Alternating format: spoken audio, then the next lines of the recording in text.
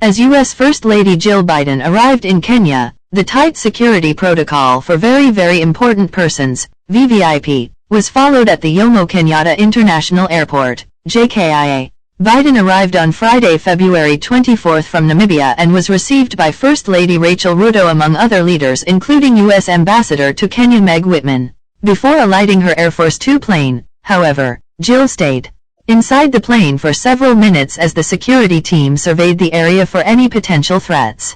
This is one of the routine security guidelines conducted by the Secret Service that accompanied the First Lady. An overview of Air Force Two that ferried U.S. First Lady Jill Biden to Kenya on Friday, February 24, 2023. An overview of Air Force Two that ferried U.S. First Lady Jill Biden to Kenya on Friday, February 24, 2023. Twitter's Embassy, an advanced survey group comprised of representatives of the Office of the Military Assistant to the First Lady, must visit the Air Traffic Control, ATC, facility the presidential aircraft will transit through before its arrival. They include U.S. Secret Service, USSS, the White House staff, and a presidential advance agent. This visit is normally made several days in advance of the trip to determine security aspects and the availability of supporting services.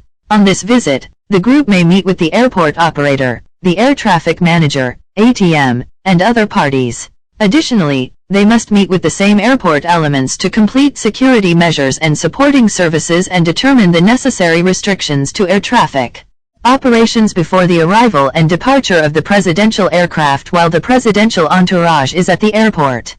Due to the exercise, 2 JKIA terminals were closed on Friday, February 24, and are expected to be shut down on Sunday, February 26, when she is expected to fly out. Furthermore, all meetings and coordination must be documented with special attention given to routes, radio frequencies, and assigned transponder codes. The time will normally be 15 minutes before to 15 minutes after the arrival and the departure time.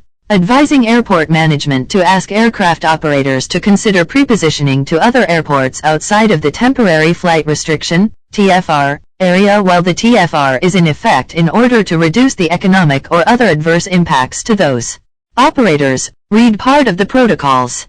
Additionally, to ensure radio communications and radar service, all aircraft in transit should be assigned a discrete transponder code. Also, normal frequencies are preferred over discrete frequencies. All Federal Aviation Administration, FAA, personnel are strictly not allowed to release information concerning presidential flights to anyone outside the FAA, except properly identified White House staff members, Secret Service personnel, or appropriate military authorities.